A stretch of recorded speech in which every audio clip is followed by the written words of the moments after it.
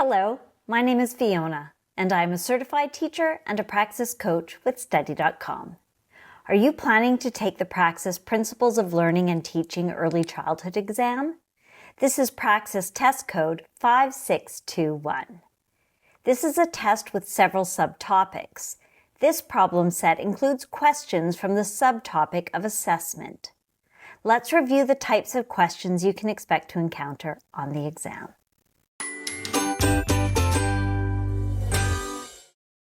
Question number 1. Which of the following would be considered an example of a summative assessment?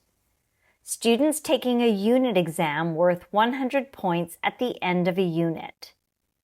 A teacher passing out a quick questionnaire to assess what students retained from a previous lesson. A teacher providing feedback as students work on a project. Or a teacher calling on students randomly to answer questions during a lesson.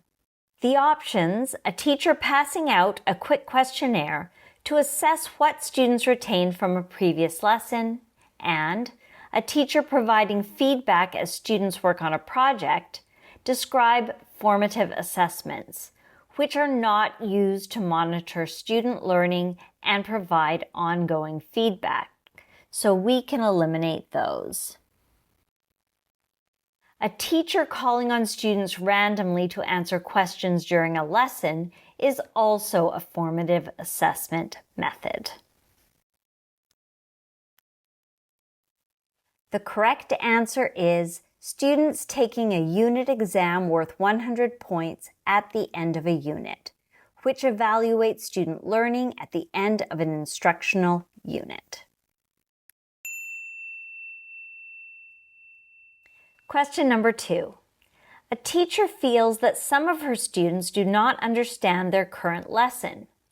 When she asks them, nobody says that the lesson is not clear. The teacher thinks that some of her students are just shy to voice out their problems. She plans to have a drop box where students can put their concerns at any time of the day. What type of assessment is this? Diagnostic assessment, summative assessment, formative assessment, or simulated assessment? A diagnostic assessment is used to identify students' existing knowledge and skills before instruction begins. So let's cross that out. A summative assessment evaluates student learning at the end of an instructional period, so we can also eliminate that. Simulated assessment is not relevant in this context as it refers to using simulations to assess skills and knowledge. The correct answer, therefore, is formative assessment, which involves ongoing feedback to monitor and improve student learning. Question number 3. A teacher creates a rubric for a project that scores the project on a scale of 1 to 5, 1 being needs improvement and 5 being outstanding. Which of the following rubric types is this an example of? Holistic, simple, developmental, or analytic? A simple rubric refers to basic or straightforward criteria without detailed levels of performance. A developmental rubric focuses on progress over time.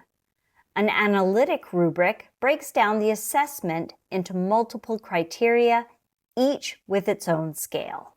So let's cross those out. The correct answer is holistic, which evaluates overall performance on a scale, such as 1 to 5, without breaking it down into separate criteria. Question number 4. A student takes a norm reference test and their score is based on how far away their performance is from the mean using standard deviation. What type of norm reference scoring is this an example of?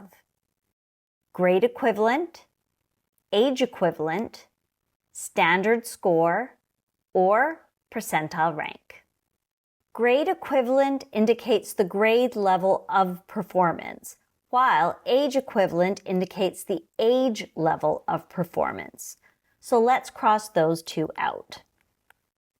Percentile rank compares the student's performance to a norm group, so we can also eliminate that. The correct answer is standard score, which measures how far a student's performance is from the mean in terms of standard deviation.